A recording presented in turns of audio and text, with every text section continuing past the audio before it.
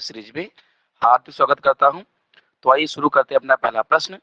पहला प्रश्न दिया गया है हमारा कौन सा द्वीप कौन सा द्वीप समूह समान अक्षांश पर स्थित है?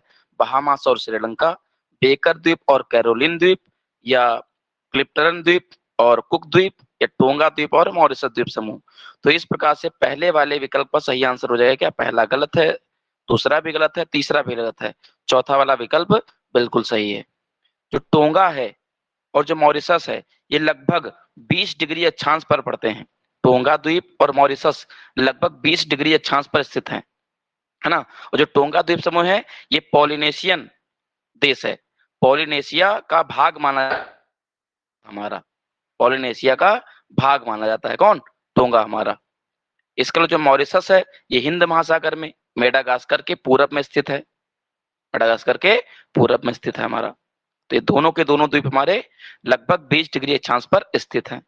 नेक्स्ट क्वेश्चन देखिएगा, कौन सा सही सुमेलित नहीं है?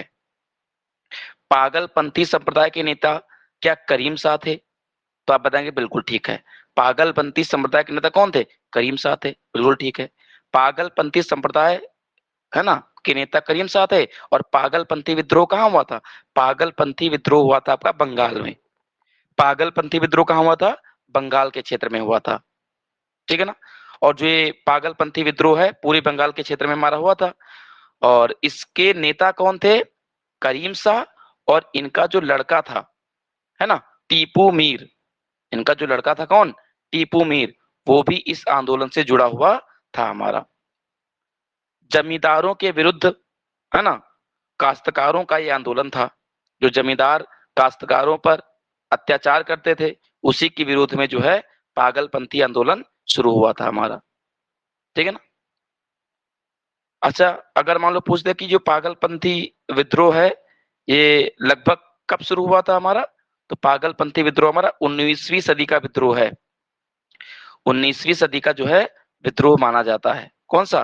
पागलपंथी विद्रोह। नेक्स्ट बात करते हैं, वित्त विधेयक प्रकार 1 और 2 राष्ट्रपति की पूर्व अनुमति से पेश किया जाता है। तो सी वाला ठीक है। 52 इमली शहीद स्थल प्रयागराज में है, तो ये गलत हो गया। 52 इमली शहीद स्थल ये फतेहपुर में है, जबकि फांसी इमली शहीद स्थल प्रयागराज में है। और 1876 में स्थापित लाल इमली ऊन मिल ये कानपुर में है। और शहीद इमली छावनी या स्मारक बस्ती में स्थित है। तो 52 इमली शहीद स्थल फतेहपुर में, फांसी इमली शहीद स्थल प्रयागराज में, लाल इमली ऊन मिल, है ना, कानपुर में, और शहीद इमली छावनी या स्मारक बस्ती में पड़ता है। तो बी वाला गलत हो गया। वित्त विधेयक क्या राष्ट्रपति की पूर्व अनुमति से पेश किए जाते हैं? तो ये बात बिल्कुल ठीक है। संविधान के अनुच्छेद नंबर 117(1) में वित्त विधेयक प्रकार 1 की चर्चा है। और 117 के सब आर्टिकल 2 में वित्त विधेयक प्रकार 2 की चर्चा है। और दोनों ही राष्ट्रपति की पूर्व अनुमति से पेश किए जाते हैं। बस अंतर क्या है दोनों में? और दोनों के मामले में राज्यसभा को बराबर शक्तियां प्राप्त है। वित्त विधेयक प्रकार 1 हो चाहे 2 हो, राज्यसभा को बराबर शक्तियां हैं लोकसभा के इसमें। और दोनों ही मामलों में संयुक्त अधिवेशन बुलाया जा सकता है। वित्त विधेयक प्रकार 1 और वित्त विधेयक प्रकार 2 दोनों पर ही जो है संयुक्त अधिवेशन बुलाया जा सकता है। अंतर क्या है दोनों में? अंतर इतना है कि वित्त विधेयक प्रकार 1 केवल लोकसभा में प्रस्तुत किया जाता है और वित्त विधेयक प्रकार 2 किसी भी सदन में प्रस्तुत हो सकता है।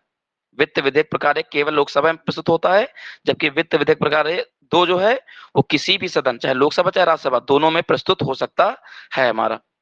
फिर दिया गया सभी धन विधेयक वित्त विधेयक होते हैं, तो ये बात बिल्कुल ठीक है।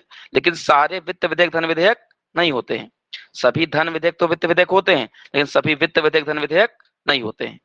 नेक्स्ट क्वेश्चन देखिएगा। नेक्स्ट क्वेश्चन दिया गया हमारा, कौन सा सही सुमेलित नहीं है?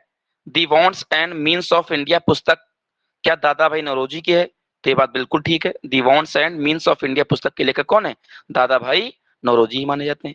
पाटलिपुत्र की खुदाई क्या स्पूनर द्वारा करवाई गई थी? तो ये बात बिल्कुल ठीक है। अब कुछ बातें समझ लीजिए।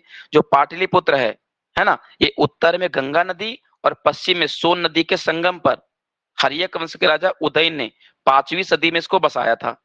पाटलिपुत्र को, है ना, पालीब्रोथस भी कहा जाता है बौद्ध ग्रंथों में, कुसुमपुर भी कहा जाता है, पुष्पपुर भी कहा जाता है, और शेरशाह सूरी ने इसका नाम पटना भी रखा था। और पाटलिपुत्र मगध राजवंश की दूसरी राजधानी थी। मगध राजवंश की या हर्यक वंश की पहली राजधानी क्या थी? राजगृह या राजगीर। उदयन ने राजगृह या राजगीर से राजधानी बदल करके कहाँ कर लिया था? पाटलिपुत्र को कर लिया था हमारा। मेगास्थनीज ने अपनी पुस्तक इंडिका में लिखा है कि पाटलिपुत्र एक बड़ा और खूबसूरत शहर है जो एक विशाल दीवार से घिरा हुआ है। इसमें करीब 570 मीनारें हैं और 64 द्वार हैं। ये उल्लेख कौन करता है पाटलिपुत्र के बारे में? मेगास्थनीज। और पाटलिपुत्र को आग से खतरा था। क्यों? क्योंकि पूरा का पूरा पाटलिपुत्र नगर लकड़ी से निर्मित था, पूरा का पूरा था। इसके अलावा मौर्य राजधानी जो पाटलिपुत्र है ना, इसमें 2 स्थान पाए गए हैं। एक का नाम है कुम्भहार और एक है बुलंदीबाग। तो कुम्भहार और बुलंदीबाग नामक पुरातात्विक स्थल पाटलिपुत्र से ही मिले। कहां से मिले? पाटलिपुत्र से ही पाए गए हमारे ये दोनों स्थल। और पटना में क्या है? गंगा डॉल्फिन रिसर्च सेंटर है। गंगा डॉल्फिन रिसर्च सेंटर भी कहां पर है? आपका पटना में ही स्थापित माना जाता है हमारा। ठीक है ना? तो ये कुछ बातें हैं पाटलिपुत्र से, याद रखिएगा। सातवाहन कालीन गौलमिका शब्द क्या कर निर्धारण अधिकारी को बताता है? तो गलत। सातवाहन कालीन गौलमिका शब्द ये बताता है सेना की एक टुकड़ी को, सेना की एक टुकड़ी को। फिर एक सवाल आया है, प्रांतों हेतु वित्तीय हस्तांतरण की नीति प्रारंभ करने वाला गवर्नर कौन था? तब इस प्रश्न का, हाँ ठीक है, लॉर्ड मेयो ही था।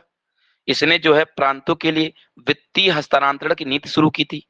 तो अगर पूछेगा वित्त के विकेंद्रीकरण की प्रक्रिया, वित्त हस्तांतरण की नीति, या कह लो वित्त के विकेंद्रीकरण की प्रक्रिया किस गवर्नर ने शुरू की थी? लॉर्ड मेयो ने।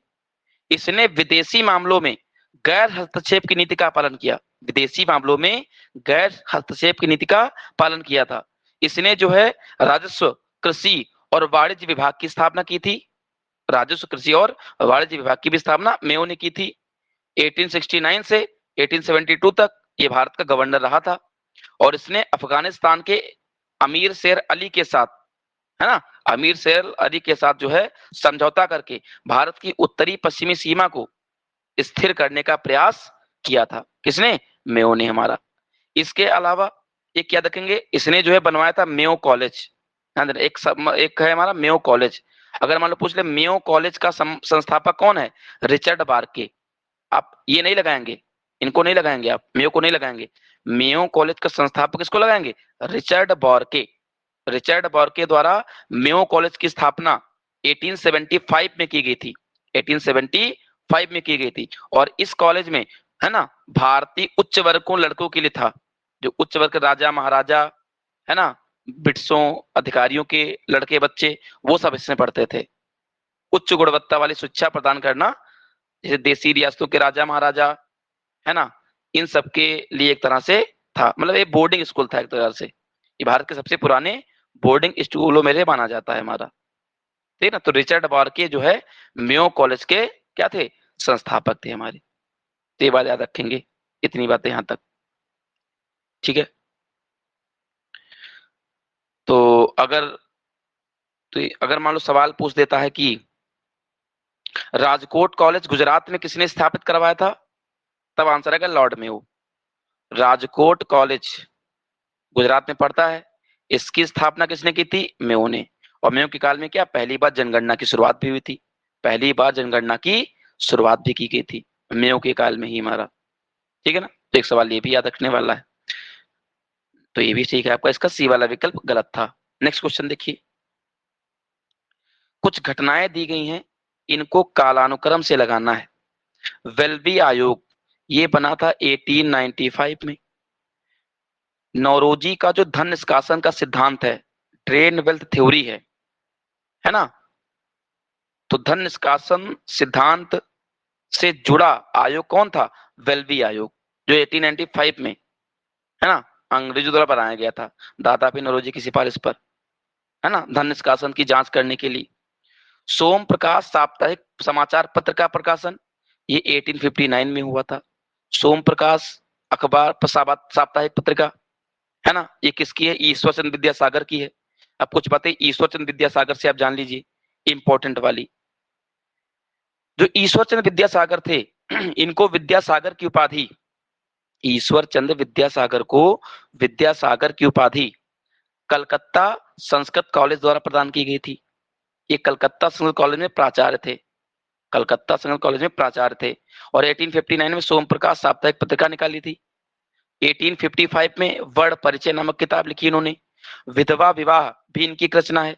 विधवा विवाह के लिए भी, है ना, अग्रणी नेताओं में से एक माने जाते हैं, है ना, कौन?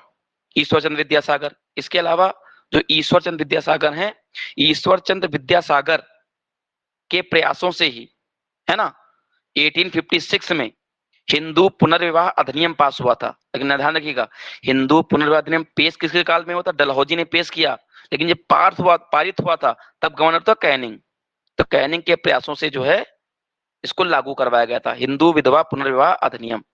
हिंदू विधवा पुनर्विवाह अधिनियम हमारा ये लागू करवाया गया था। ठीक है। इसके अलावा ईश्वर चंद्र जो विद्यासागर थे, ये और एक व्यक्ति थे बेथून। इन दोनों के प्रयासों से ही 1849 में, 1849 में सबसे पुराना महिला कॉलेज बेथून कॉलेज की स्थापना 1849 में की गई थी। इसे ईश्वरचंद्र विद्यासागर भी जुड़े हुए थे। ईश्वरचंद्र विद्यासागर भी हमारे इससे जुड़े हुए माने जाते हैं हमारे। ठीक है। नेक्स्ट आता है एचिसन आयोग। ये 1886 में गठित हुआ था, डफरिन के काल में, है ना। एचिसन की अध्यक्षता में गठित हुआ था। सिविल सेवा परीक्षाओं में सुधार से था। सिविल सेवा परीक्षाओं में सुधार से जुड़ा आयोग था। कौन सा? एचिसन आयोग। के केलप्पन द्वारा गुरुवायूर सत्याग्रह का नेतृत्व, तो ये नेतृत्व जो किया गया था, ये नेतृत्व आपका किया गया था 1932 के आसपास। और इसके नेता कौन थे? तो इसके नेता के केलप्पन।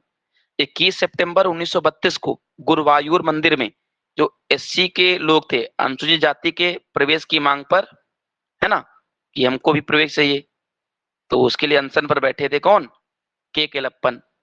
के केलप्पन हमारा, तो ये 1932 की घटना है। इरविन की दीपावली घोषणा, इसका संबंध अक्टूबर 1929 से है।